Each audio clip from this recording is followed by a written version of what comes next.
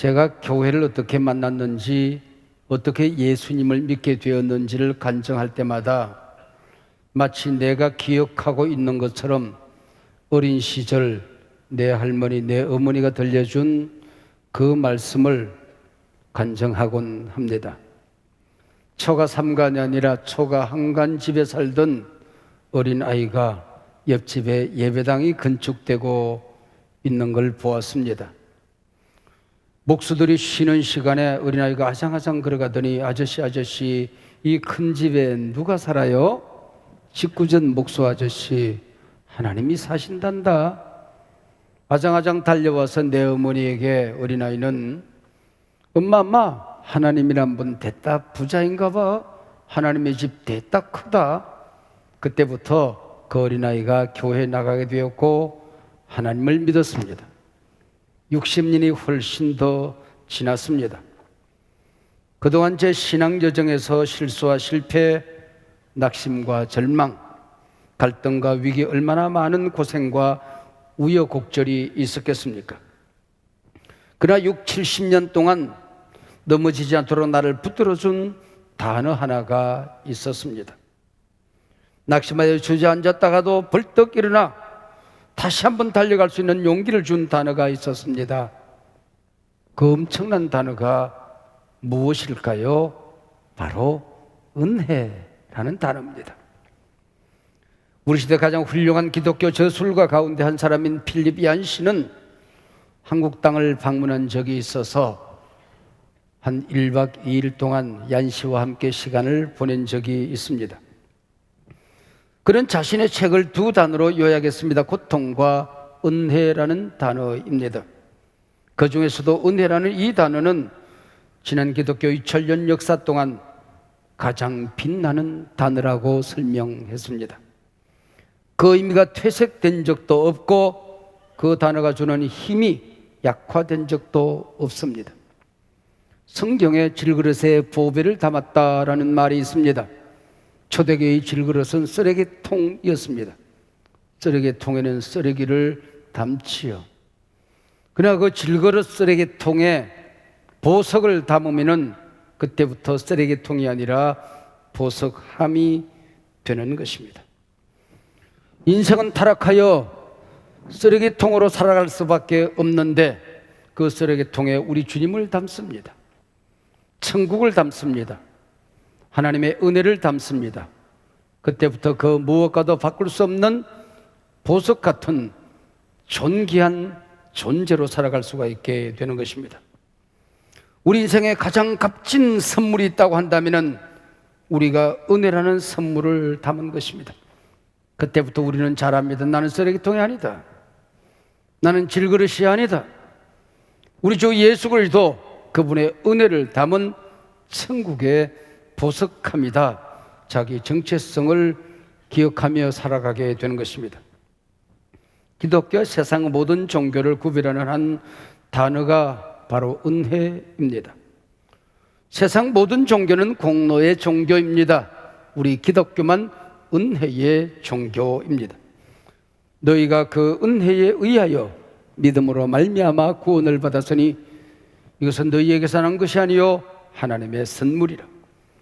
종교 계획가들의 모토 또한 오직 은혜, 솔라 그라티아입니다. 솔라 그라티아, 오직 은혜는 모든 거짓된 율법 종교로부터 자유하는 생명의 종교가 되는 것입니다. 일평생 부족한 저를 지켜줬던 이 은혜, 기독교 2000년 역사를 상하지도 퇴색지도 않고 이끌어왔던 이 은혜, 종교 계획가들을 지켜준 이 신학, 이 은혜가 오늘 이 예배를 통하여 여러분 한 분 한 분에게도 넘치기를 축복합니다.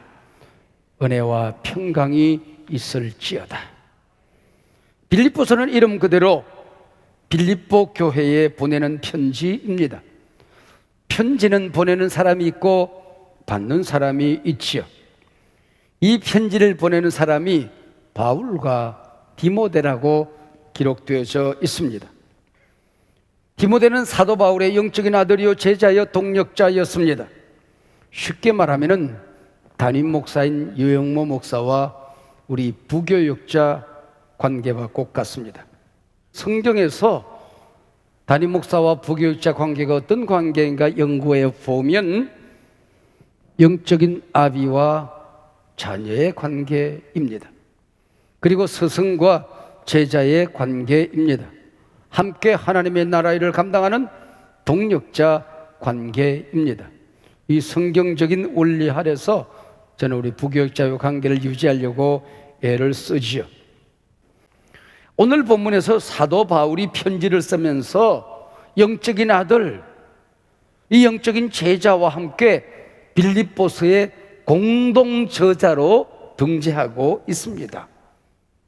바울과 디모데, 이 한마디 말 속에 얼마나 엄청난 것이 담겨져 있는지 저는 깨달을 수가 있었습니다. 사도 바울은 빌립보 교회의 설립자요 아버지입니다. 근데 자기 자신을 예수 그리스도의 종 바울은, 여기 종은 노예를 의미합니다. 빌립보 교회를 세운 나 바울은 이름만도 한데 예수 그리스도의 종 나 바울, 그리고 나의 영적인 아들 디모데는 이렇게 시작을 합니다. 예수 그리스도의 종 듀로스라고 하는 이 말에는 신학적으로 이중적인 의미를 가지고 있습니다. 첫째는 자기 자신이 철저하게 교회와 그리고 하나님을 섬기는 종이라는 사실. 두 번째, 구약에서 주의 종은 모세와 다윗처럼 구원사를 이끌어가는 선지자, 하나님의 사역자라는 영적인 권위를 품고 있습니다. 낮아져 섬기는 일과 영적인 권위, 사역의 권위를 지키는 이 두 가지는 어느 한쪽도 소홀히 여길 수 없는 기차의 두 레일과 같은 것입니다. 겸손한데 말씀 증거의 카리스마가 없으면 안 됩니다. 권위는 있는데 교만해 보이면 그도 또한 거짓 종인 겁니다. 주의 종은 항상 이 이중성을 잃지 않아야 하는 것입니다. 세상 사람들 앞에서 주의 종이라는 이 영적인 권위 카리스마가 있어야 됩니다. 그리고 사회적인 약자들과 성도들 앞에서는 종, 노예라는 이 의식을 잊지 말아야 됩니다. 이것은 쉬운 일은 아니지만은 반드시 지켜야 되는 이 성경적인 신학적인 의미를 가지고 있는 것입니다. 자, 오늘 본문이 되는 빌립보서 1장 2절 말씀 다시 한번 봅니다. 하나님 우리 아버지와 주 예수 그리스도로부터 은혜와 평강이 너희에게 있을지어다. 신약 성경에 27권이 있습니다. 그 가운데 사도 바울이 직접 기록한 성경이 13권쯤 됩니다. 이 13권 서신에 예외 없이 바울은 언제나 은혜와 평강을 선포합니다. 이쯤 되면 편지를 쓰기 위해 피를 드는 순간 쏟아져 나오는 루틴이 되었을 것이고 의례적인 인사말이구나, 그렇게 생각할 수 있습니다. 그러나 은혜와 평강이 있을지어다, 이 말은 루틴도 그리고 의례적인 인사도 아닙니다. 너무나 소중해서 생략할 수 있는 말이 아닙니다. 이 인사말 대신에 다른 말로 인사할 수 있는 것이 아닙니다. 13권의 사도 바울 서신을 기록한 목적을 한마디로 말하라고 한다면은 그의 모든 서신을 요약하고 또 요약하면은 은혜와 평강이 있을지어다입니다. 사랑하는 성도들에게 교회에 선물을 주고 싶었을 때에, 얘들아 부자로 잘 살아라, 건강하게 잘 살아야 된다, 평안해야 된다, 얼마든지 할 수 있겠지만은 은혜와 평강이 있을지어다. 이것이 사도 바울 서신 13권의 요약입니다. 은혜와 평강, 이 말이 70년 동안 부정한 종을 지켰듯이 초대교를 지키는 능력이라는 것을 바울은 알고 있었습니다. 여러분 한 분 한 분이 하나님의 자녀가 되었으면 주님 앞에 서는 그날까지 하나님께서 여러분에게 부어주시는 은혜, 성경이 여러분에게 약속하고 있는 은혜가 있다고 한다면 여러분에게 은혜와 평강이 있을지어다입니다. 다시 말씀드리지만은 빌립보서는 옥중 서신입니다. 평생 하나님을 섬기고 교회를 세우고 복음을 전한 사도 바울이 노년 감옥에 갇혔습니다. 이제 자기 자신을 돌보기도 힘에 겹습니다. 근데 지금 노사도는 성도를 향하여 이 어마어마한 선물을 놓치지 않습니다. 은혜와 평강이 있을지어다. 이 편지를 받은 빌립보 교회는 어떤 형편에 처하여 있었을까요? 혼란과 많은 시련을 겪고 있었습니다. 조그만 자기 교회 유지도 힘겨웠을 터인데 극심한 흉년과 가난 가운데서도 스승 설립자 사도 바울을 섬기기 위하여 풍성한 연보를 아까워하지 않았다라고 말하고 있습니다. 요즘으로 말하면은 팬데믹이 꺼질락 말락 하면서 위기는 계속되어집니다. 세계적인 경제 위기 속에 이 나라도 온갖 위기에 부딪히고 있습니다. 사회적인 혼란 중에서 마냥 기뻐하는 것입니다. 이게 이 빌립보서를 우리가 공부하는 가운데 우리 각자에게 주시는 하나님의 은혜입니다. 그토록 커다란 어려움을 매일같이 겪으며 살던 바울이 사회적인 혼란과 시대적인 위기 그리고 가난 속에 살아가던 빌립보 교회 편지를 쓰면서 어찌 항상 기뻐하라고 그랬는지, 세상 물정을 몰라도 한참 모르는구나라고 생각했던 우리는 그 기쁨의 근원을 이제는 알 것만 같습니다. 은혜와 평강입니다. 항상 기뻐하라. 절대적인 기쁨이죠. 절대적인 감사죠. 세상이 어떻게 달라지든지 간에, 우리가 처해 있는 인생의 형편이 어떠하든지 간에 하나님 안에서 기뻐할 수 있는, 감사할 수 있는 그 근거가 무엇이냐? 세상이 알 수 없는 은혜와 평강, 하나님이 부어주신 선물이 우리에게 있기 때문입니다. 우리에게 하나님의 은혜와 평강이 있는 한 너는 이 세상 살아가며 감사할 수 있다, 기뻐할 수 있다, 범사에 감사할 수 있다, 항상 기뻐할 수 있다. 사랑하는 여러분, 성경의 핵심 주제, 신구약 성경을 이끌어온 이 은혜가 무엇일까요? 기독교 역사를 이끌어온 이 엄청난 단어 은혜가 무엇일까요? 부족한 종을, 여러분 한 사람 한 사람을 하나님의 자녀, 하나님의 백성으로 지켜온 그 힘, 그 은혜가 무엇일까요? 여러분, 은혜라는 단어와 동의어가 있습니다. 예수님이라는 단어입니다. 속죄함이라는 단어입니다. 구원이라는 단어입니다. 천국이라는 단어입니다. 우리의 죄를 사하고 우리를 죄로부터 구원한 하나님의 사랑이 은혜입니다. 도무지 의롭지 못한데 하나님은 우리를 의롭다 일컬어 주시고 하나님의 자녀가 될 어떤 자격도 없는데 하나님의 자녀라 불러주신 그 사랑을 말하는 것입니다. 우리가 항상 기뻐할 수 있는 힘, 그 근원의 은혜라는 것입니다. 구원받았으니 우리는 기뻐하는 것입니다. 천국 백성이 되었으니 천국의 기쁨을 이 땅에서 간직하고 살아가는 것입니다. 구원함을 얻은 기쁨, 세상에서 제일이라 영광의 길 허락하신 내 주 예수 찬양하네. 할렐루야.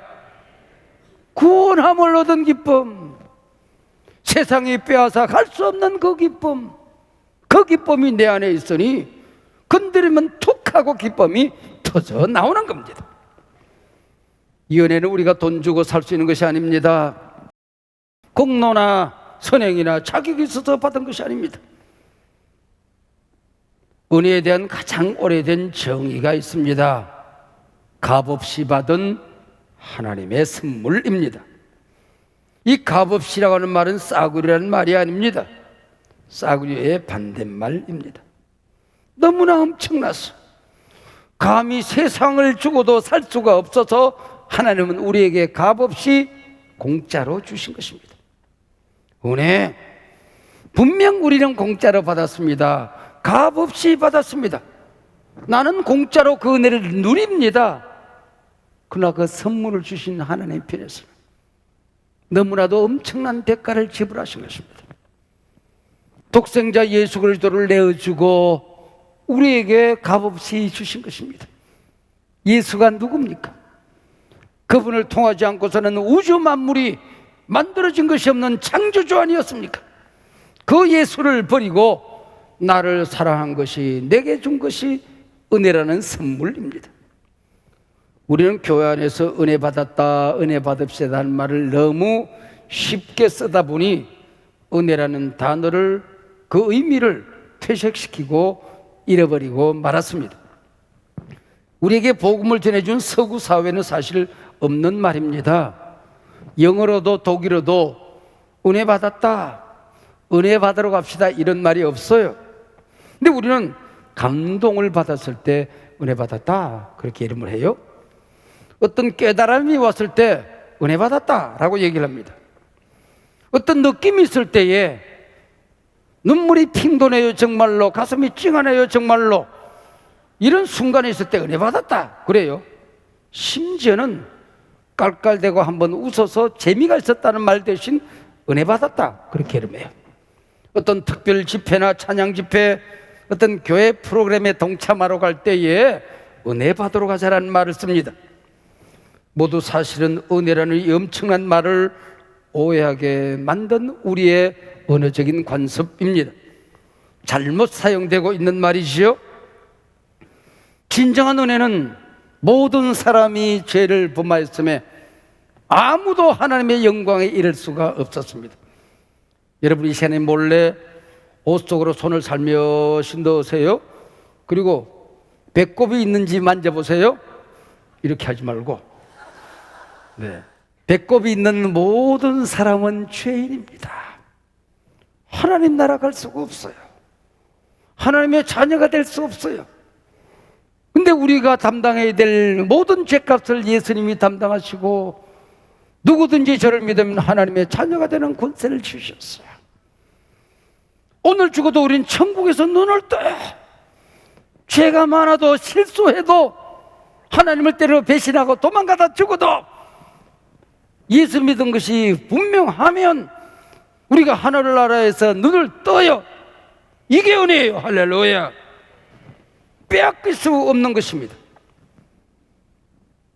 가만히 생각해 보면 이 땅에서도 귀한 것은 다 공짜로 주셨어요.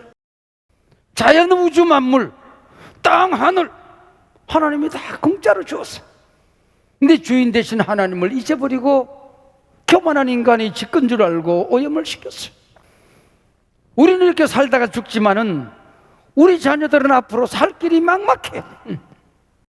하나님이 우리에게 주신 공짜의 선물을 소홀하게 여긴 것입니다. 우리가 받은 것이 값없이 받았기 때문에 아무렇게나 구원을 갈래해도 된다는 게 아닙니다. 내가 구원받은 것을 잃어버리고 함부로 살아서 되는 것이 아니라고 하는 것입니다. 이게 너무너무 소중해서 이 세상의 모든 걸 다 잃어버려도, 내 목숨이 1000번 만번 쪼개져도, 내 피를 10,000번 쏟아도 절대로 빼앗길 수 없는 게 하나님의 은혜입니다. 구원입니다. 천국입니다.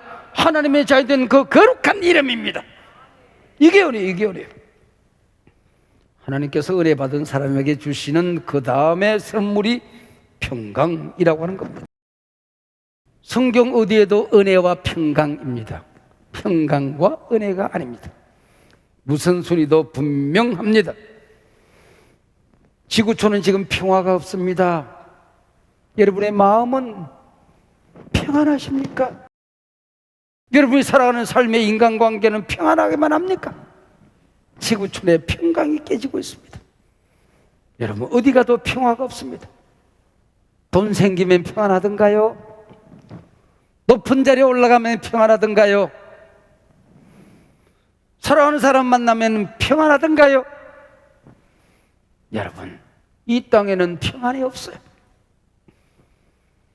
이 평강 또한 하나님 주시는 선물입니다. 너희에게 은혜와 평강이 있을지어다. 이 평강이란 말이 구약 성경의 샬롬이라고 하는 말입니다. 근본적으로 죄 문제가 해결되고 죽음 문제가 해결되어져서 오늘이 내 인생의 마지막 날이라고 할지라도 이제는 죽을 놈이 아니고 나는 살 놈이다. 그게 샬롬이에요. 진정한 은혜와 평강은 정말 넘치는 것입니다. 죽음을 두려워하지 않는 것입니다.